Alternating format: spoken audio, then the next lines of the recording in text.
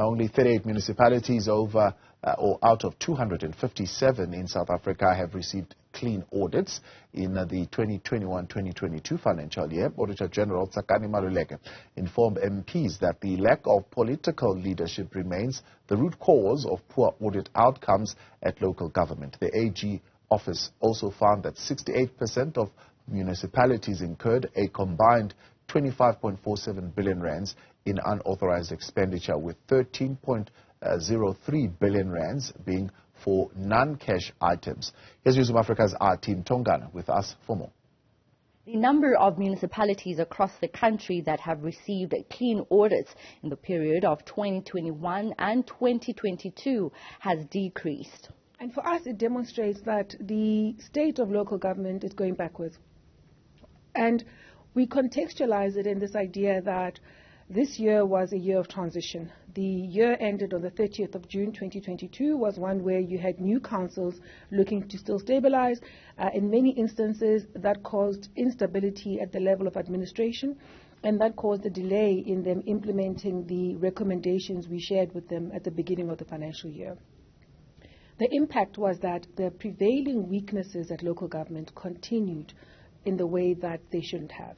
The lack of clean audits that were added into the domain tells us that the attention to the key disciplines that should apply in terms of how any public institution runs, that attention was not quite there. For fruitless and irregular expenditure, the Auditor-General briefed MPs that they stand at over 4 billion rands. This year we had 4.7 billion rand of fruitless and wasteful expenditure. Another key indicator would be the financial losses associated with the material irregularities that the office identified, which sits at 5.19 billion rand. And that's just on the MI that we identified. And often we would have raised irregular expenditure as an indicator, but we know that there are instances where irregular expenditure does not translate into financial loss. But this, I think, gives you a sense that there is non-compliance and there are indications of fraud that lead to real financial losses that should be avoided, especially in an environment where there is growing financial pressure. The AG also reported unauthorized expenditure, which stands at over 25 billion rands. In far too many instances, municipalities fail to provide for the deterioration of their assets, just normal deterioration through use.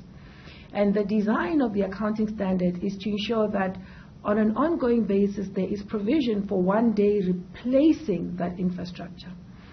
The fact that there is no budget to prepare for that tells you that there is inadequate attention to not just regular maintenance, but to providing the type of capital or providing for the type of capital that will be required one day to replace that infrastructure, which is one of the reasons why you see this ongoing deterioration in infrastructure in different municipalities.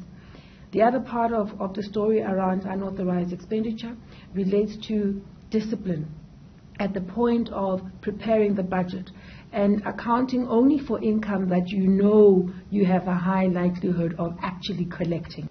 The issue of hiring consultants for financial reports also came up, with MPs questioning the relevance of hiring expertise from outside.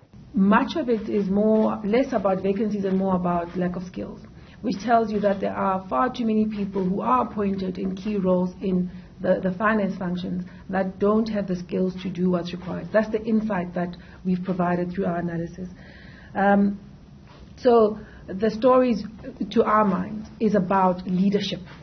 If you have political leadership right up to the level of the mayor, that makes it a priority that they set up an administration characterized by competence, and they insist that they be delivery at that level, you have a better chance that that accounting officer will put in place the type of teams that themselves are competent and hold them accountable for performance.